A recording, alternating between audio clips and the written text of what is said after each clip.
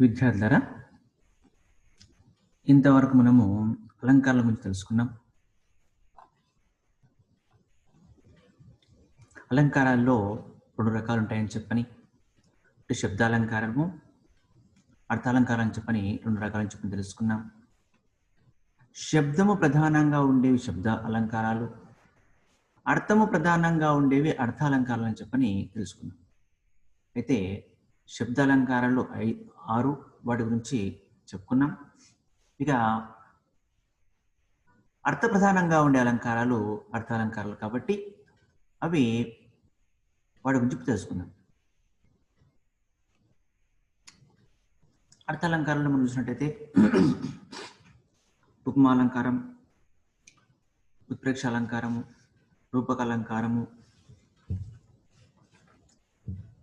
తర్వాత ఉల్లేఖ అలంకారము, అర్థంతరన్యాస అలంకారము, శ్లేషాలంకారము, దృష్టాంతము, స్వభావోక్తి, ఇలా అలంకారాలు ఉన్నాయి. వాటి గురించి మనము తెలుసుకుందాం.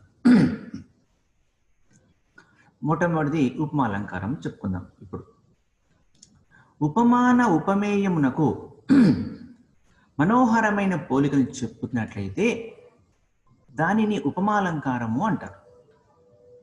ఉపమానానికి ఉపమేయానికి మనోహరమైన పోలికను చెప్పినట్లయితే దాన్ని ఉపమాలంకారము అంటారు. ఇందులో 4 అంశాలు ఉంటాయి. ఒకటి ఉపమేయము. ఉపమేయం అంటే పోల్చబడే వస్తువు.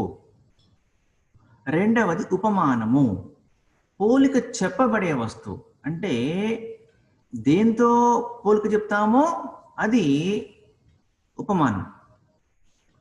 అంటే ఇప్పుడు ఉపమేయం అంటే పోల్చబడే వస్తువు, ఉపమేయం అంటే దేనితో పోలిక చెప్తామో అది ఉపమేయం అవుతుంది. ఉపమావాచకం ఇక్కడ ఆ పోలికను చెప్పుటకు ఉపయోగించబడే అవ్యయము, దాన్ని కంజంక్షన్ అంటారనమాట. కంజంక్షన్ ఇంగ్లీష్లో చూసినట్టయితే మన కంజంక్షన్ అంటే in between 2 words it may be conjunct అని ఇంగ్లీష్లో అంటారు. సరే, ఇప్పుడు మనకు ఇంగ్లీష్ వద్దులేండి, తెలుగు గురించి చెప్పుకుంటున్నాం. అంటే 2 వాక్యాలను అనుసంధానం చేసేటువంటి పదము ఉపమావాచకం అని చెప్పవచ్చు. ఇక సమాన ధర్మం అంటే ఆ రెండింట్లో కూడా సమానంగా ఉన్నటువంటిది అయితే అది సమాన ధర్మము అని చెప్పానంటాం. సరే, ఉదాహరణ తీసుకుందాం. సీత ముఖము చంద్రబింబం వలె ఉన్నది. ఇది ఇప్పుడు వాక్యం. దీన్ని ఏం చేద్దామంటే 2 వాక్యాలు విడగొట్టుకుందాం. సీత ముఖము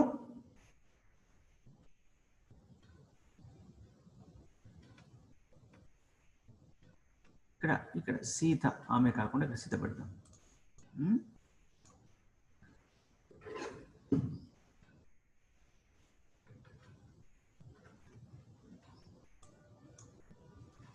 ఓకే, ఇప్పుడు ఏం చేద్దాము? సీత ముఖం చంద్రబింబం వలె ఉన్నది, ఇది వాక్యం. దీన్ని మనం విడదీసినట్టయితే మనకేంది? ఇప్పుడు సీత ముఖము ఉన్నది, చంద్రబింబం వలె ఉన్నది, చంద్రబింబం ఉన్నది.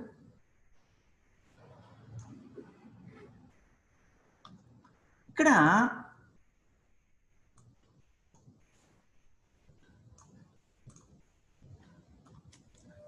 ఇది విడే తీసుకుందాం. సీత ముఖం ఉన్నది, ఈ రెండు దీనిలో చూసినట్టయితే సీత ముఖము చంద్రబింబం.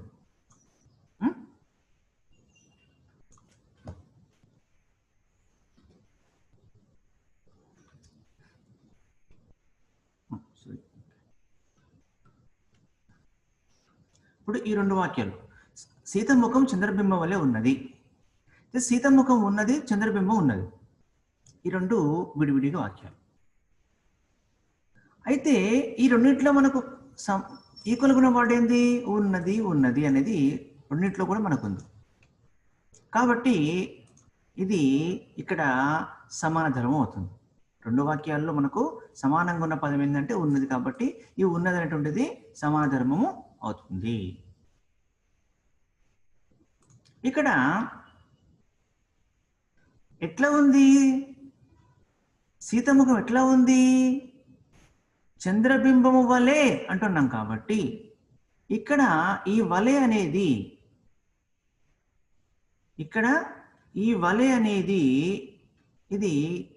ఈ వలె అనేటువంటిది ఇక్కడ మనకు రెండు వాక్యాలను కలిపేటువంటి ప్రత్యయం అన్నమాట. రెండింటిని కలిపేటువంటి ప్రత్యయం.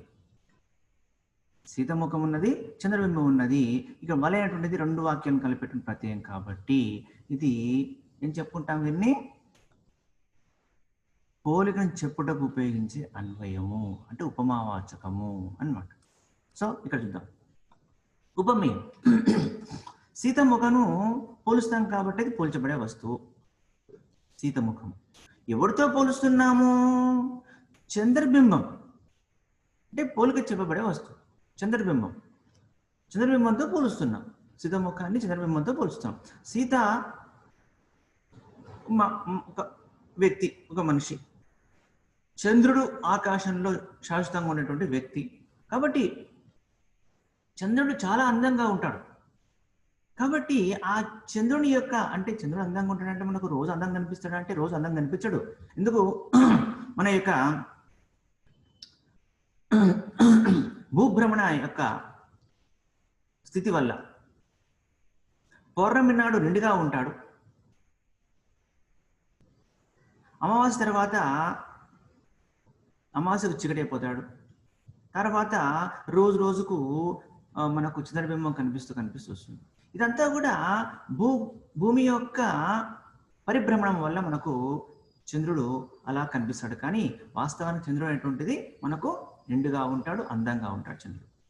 కాబట్టి ఇక్కడ చంద్రబింబం అందంగా ఉంటుంది కాబట్టి అలాంటి చంద్రబింబంతో సీతముఖాన్ని పోలుస్తున్నాం.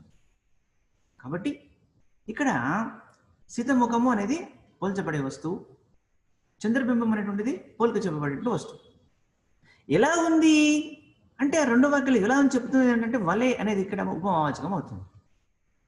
రెండింటిలో సమానంగా ఉండే పదం మనకి ఏంటి అంటే ఉన్నది. కాబట్టి ఇక్కడ సమాధర్మం ఉన్నది.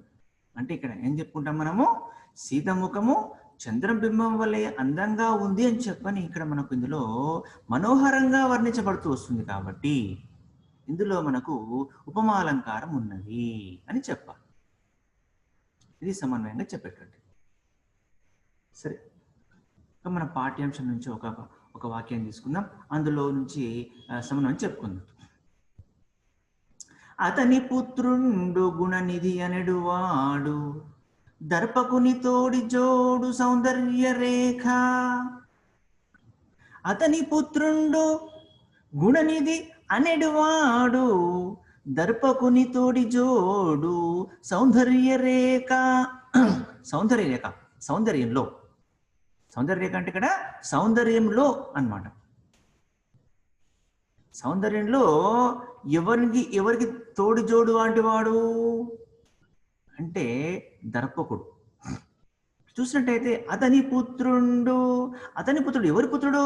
మన గుణనిధి పటంలో ఉంది మనకు. ఎవరు? యజ్ఞదత్తుని యొక్క కుమారుడు గుణనిధి కదా. యజ్ఞదత్తుని యొక్క కుమారుడు గుణనిధి.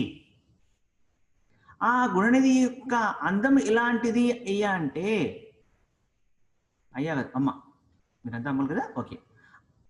యజ్ఞదత్తుని యొక్క కుమారుడు గుణనిధి ఎలాంటి అందగాడు అంటే అందము, సౌందర్యం అంటే అందం. అంటే అతని యొక్క అందం ఎలాంటిది అంటే దర్పకుడు అంటే మన్మథుడు. తోడి జోడు అతని యొక్క దర్పకుని యొక్క అందంతో సరిసమానమైనటువంటి తోడి జోడు సరిసమానము. కాబట్టి ఇక్కడ సౌందర్య రేఖ అనేది సమానంగా ఉంది. గుణనిధి యొక్క సౌందర్య రేఖ, దర్పకుని యొక్క సౌందర్య రేఖ, ఈ రెండు కూడా సమానం. కాబట్టి దర్పకుడు కూడా సౌందర్యవంతుడు. దర్పకుడు అంటే ఎవరు? మన్మథుడు సౌందర్యవంతుడు, గుణనిధి సౌందర్యవంతుడు. ఈ రెండింటిని మనకు కలుపుతున్నటువంటి అవయము తోడి జోడు. కాబట్టి అది ఉపమావాచకం అవుతుంది. కాబట్టి ఇందులో మనకు గుణనిధికి దర్పకునితో అంటే మన్మధునితో సాటి రాగల సౌందర్యం ఉంది అని చెప్పని మనోహరంగా వర్ణించబడింది కాబట్టి ఇందులో ఉపమాలంకారము కలదు అని చెప్పని ఇలా వివరంగా చెప్తూ సమన్వయం చేస్తూ రాయాలన్నమాట. ఇక్కడ సమన్వయం చేయాలి. సమన్వయం చేస్తూ రాసినట్లయితే ఇది ఇలా ఉపమాలంకారం గురించి చెప్పవచ్చు అనమాట. ఇంకొకటి చూసుకున్నాం. ఇంకొక ఉదాహరణ, గురువచనంబు అతి నిర్మలం వయ్యు సలిలంబునుబోలే శ్రవణ స్థితం వై అభవ్యునికి శూల పుట్టించు. సలిలంబునున్ పోలే, పోలే పోలే ఎట్లా, వలే, పోలే అంటే ఇక్కడ వలే అని అర్థము. గురువచనంబు, గురువచనము అంటే పెద్దవాళ్ళ యొక్క మాటలు, గురువుల యొక్క మాటలు. ఇక్కడ గురువు అంటే తండ్రి లేక పెద్దవాళ్ళు. గురువు అంటే తల్లిదండ్రులు వస్తారు, అధ్యాపకుడు వస్తాడు, పెద్దలు అని చెప్పని కూడా అర్థం తీసుకోవచ్చు. గురువచనంబు అతి నిర్మలం వయ్యు, పెద్దల యొక్క మాట నిర్మలంగా ఉన్నప్పటికీ మంచిగా ఉన్నప్పటికీ సలిలంబును పోలే, సలిలము నీరు వలే, నీరు వలే. శ్రవణ స్థితం వై, శ్రవణము అంటే చెవి వినడం, స్థితం వై అభవ్యునికి శూల పుట్టించు. చెవుల్లో నీరు పోతే ఎలా ఉంటుందో, చెవులో నీళ్ళు పోతే ఏమైతే ఇలా అలాగే ఉంటుంది, చెవంత దిమ్ముగా అయిపోయి కాస్త నొప్పిగా ఉంటుంది కదా. శూల పుట్టించడం అంటే నొప్పి కలిగించడం. అభవ్యునికి, అభవ్యుడు తెలివి లేనటువంటి వాడికి.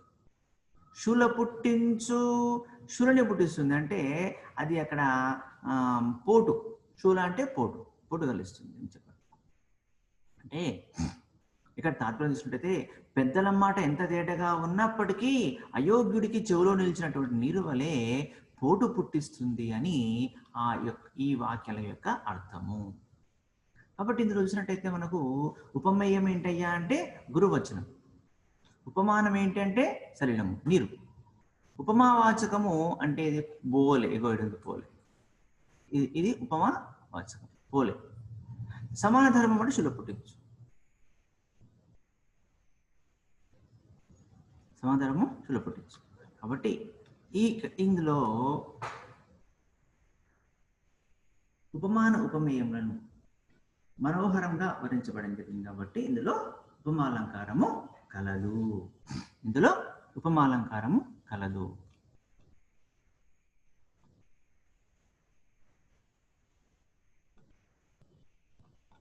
సరే, ఇంకొకటి ఉదాహరణ చెప్పుకుందాం.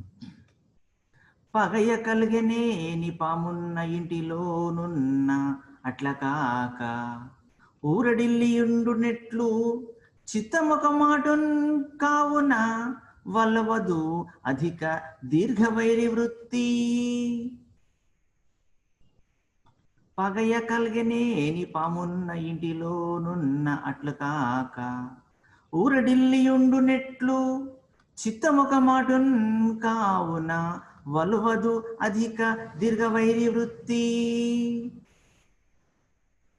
సరే, దీనికి ఆ తాత్పర్యం ఏం చూస్తున్నామంటే శత్రుత్వము కలిగి ఉంటే మనస్సు పాము ఉన్న ఇంట్లో ఉన్నట్లుగానే ఆందోళనగా ఉంటుంది, కానీ ఒక్కసారైనా ధైర్యంగా ఉంటుందా?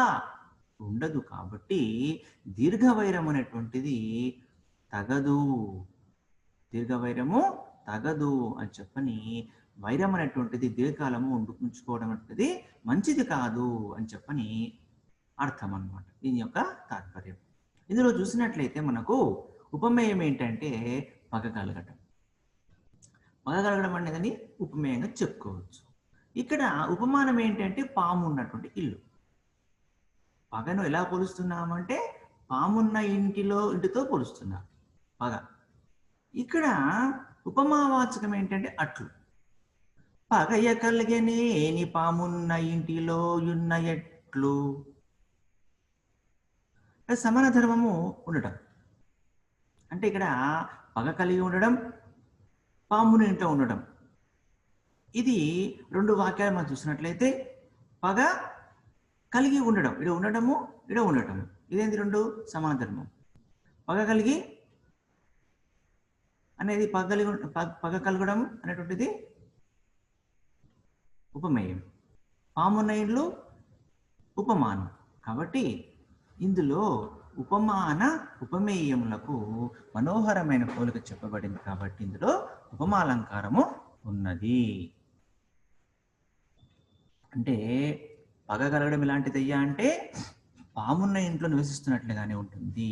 కాబట్టి పామున్న ఇంట్లో నివసిస్తుంటే ఎట్లుంటుంది? నిరంతరం అంతా కూడా భయంగానే ఉండడం కదా. కాబట్టి పగ ఉన్నప్పుడు ఎప్పుడు కూడా నిరంతరం కూడా ఎదుటివాడు ఎప్పుడొచ్చి ఏం చేస్తాడో అనేటువంటిది నిరంతరము కూడా భయమే ఉంటుంది. కాబట్టి దాన్ని పగ కలిగి ఉండడము, పాముని ఇంట్లో ఉండడం అనేటువంటిది ఉన్నట్లే అని చెప్తూ ఇక్కడ ఉపమానానికి ఉపమేయానికి మనోహరమైన పోలికను చెప్పడం జరిగింది. కాబట్టి ఇందులో ఉపమాలంకారము కలదు. సరే, ఇక్కడికి ఉపమాలంకారం ఈరోజు క్లోజ్ చేద్దాం.